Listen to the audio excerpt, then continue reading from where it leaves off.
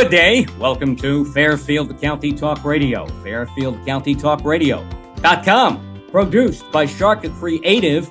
Made possible by our title sponsors, Tough Lawn Lawn Service and Fairfield County Tick Control, along with Echo Systems Irrigation and Lighting, Gutter Brothers, Home Services by Santa Fuel, New England Motor Oil, MDM Sanitation, Good Morning Wilton, Earthscapes Landscape Management and Development, also by Apollo X Pest Control at Dagny's Real Estate and the Wilton Chamber of Commerce. Here on What's Happening in Fairfield County, we are joined by Quinnipiac University pollster Tim Malloy.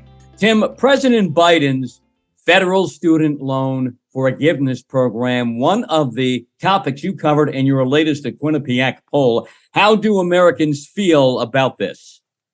Well, up front, they were very encouraged and happy about it. And so the support for it all along has been very good. Probably shows in his approval ratings because demographically, he's got a little bump with young people. So yes to that. And part of a good week for the president. And you point out about the improved ratings for President Biden. In July, we can say, I think, that they were basically in the trash, along with the student debt forgiveness program. What else do you think is leading to, from what you can tell from the numbers, to the bump up for the president now? Well, some of it is going to be conjecture, but I think we can all tell the gas prices are down. Inflation has not totally eased, but at least there's a glimmer of that. And you have to look at what happened with down in Mar-a-Lago, whether that people are taking a different view of President Trump right now. So it's a confluence of good things for Biden. And again, like I said, it's a week that kind of a turn the corner kind of week, possibly. Mm-hmm. And let's move over now to former President Trump and the raid on his place down in Mar-a-Lago by the FBI. What do people think about the way Donald Trump has handled confidential presidential documents? You know, first of all, John, Americans have watched this very closely, as it turns out. We've got big numbers on the people who actually really still following it. They think that it was wrong. They think it was possibly illegal. And the majority of them think that, or not majority, excuse me, half of Americans think the president broke the law. So good week for Biden, bad week for Trump. He came out smelling not like a rose on that.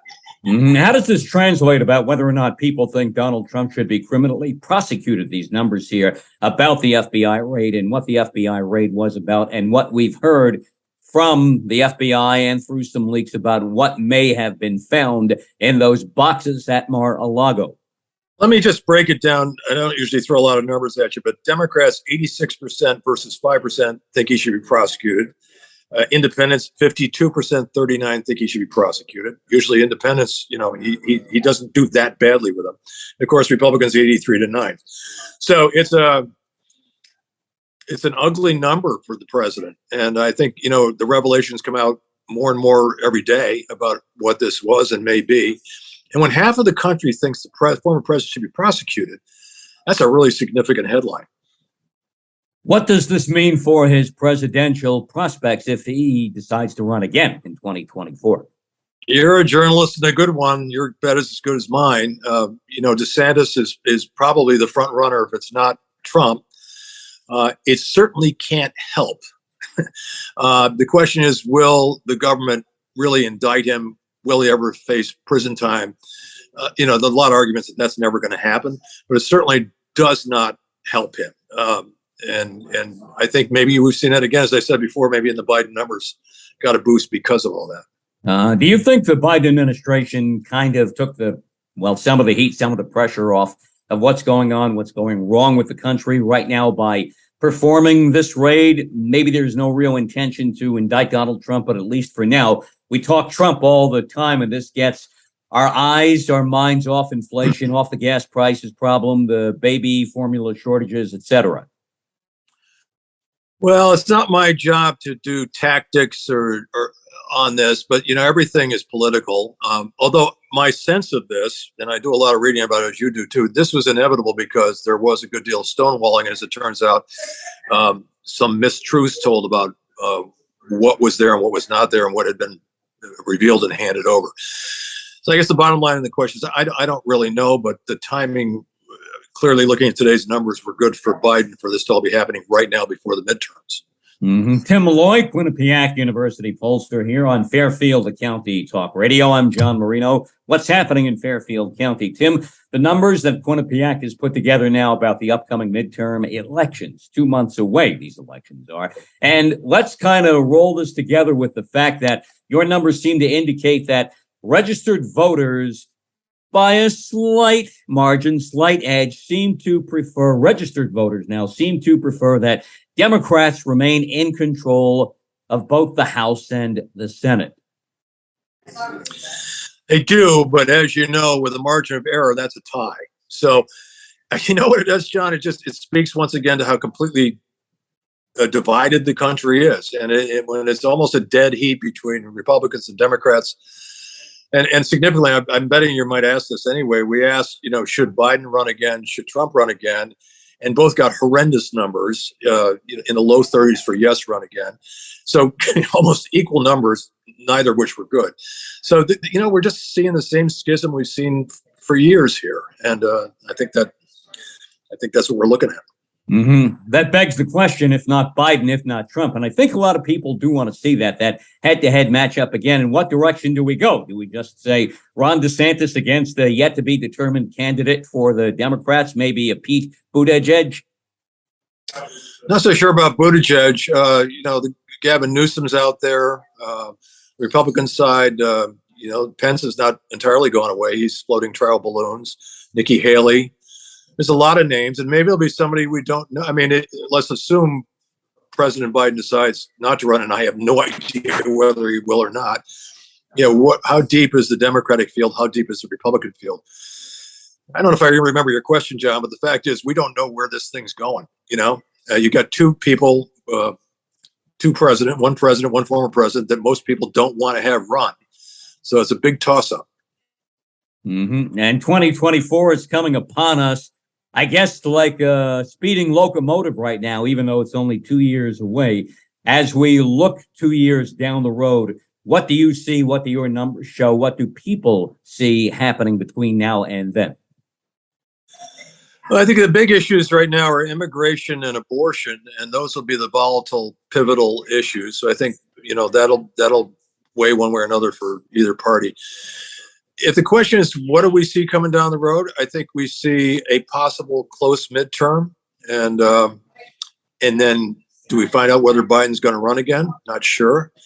Will DeSantis and Trump go head to head and bash each other over the head to try to get the nomination?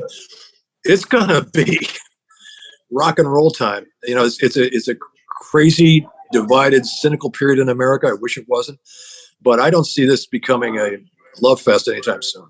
One thing that really piqued my interest the past few days, we get reports about Donald Trump's people, including his kids, are talking about DeSantis and how he might be copying some of Trump's body language and the things he says and does. And it's sort of like the family saying, hey, we're the Trump family. We do this. We like you, Ronnie, but don't do that. I haven't seen that, but there are a lot of people that DeSantis has taken a page from the Trump book and running on it. And he's up for re-election in Florida as governor. He's ahead, but he's not that far ahead. So he's an interesting, important state, Florida. And I happen to live there, so I'm watching pretty closely. 2/3 of Americans think our democracy is in peril. Are you surprised by this? Yeah, John, if the headline hadn't been, the surge by Biden, I would have put this one there because that is deeply disturbing. We basically asked, you think, what's going on in the world is a threat to democracy, which is the bedrock of our country. And when that kind of number of Americans, and it was across the board, independents, Republicans, Democrats, pretty much agreeing, that's scary. People are very concerned now. I think January 6th lit a fuse, long simmering political divides. That was a big revelation to me, that number. How did we get like this over the past number of years? I thought after 9/11, the country came together. I know it's 21 years later, and maybe some of that unity splits a little bit, and we go back into the direction where we were before 9/11, but this has gone too far. Yeah, I agree with you. And I'm not supposed to have opinions, but I'm going to give it. I mean, we need to get it together. I mean, we need to coalesce. We need leadership. We need moderate thoughts. We need people to put their heads together and solve this, because, you know, when you've got that many people thinking democracy's in peril, when you have the Capitol being stormed, and when you hear the rhetoric coming from both sides, I'm not taking a side here, you got to be concerned about where we're going here. Tim Malloy, Quinnipiac University pollster over at Quinnipiac in Hamden, outside New Haven. We thank you as always. Let's talk soon. Always great to talk to you, John. Take care. Again, we thank you, Tim Malloy, Quinnipiac University pollster, for joining us here on Fairfield County Talk Radio. What's happening in Fairfield County? FairfieldCountyTalkRadio.com. I'm John Marino. We are produced by Sharc Creative, made possible by our title sponsors, Teflon Lawn Service and Fairfield County Tick Control, along with Echo Systems, Irrigation and Lighting, Gutter Brothers Home Services by Santa Fuel, also by New England Motor Oil, MDM Sanitation, Good Morning Wilton, Earthscapes Landscape Management and Development, Apollo X Pest Control, Dagny's Real Estate, and the Wilton Chamber of Commerce. Catch all of our Fairfield, Westchester, Rockland, Orange, Putnam, and Dutchess County Talk Radio programming on our YouTube channel, Sharc Creative YouTube, and yes, we are now on Apple Podcasts too.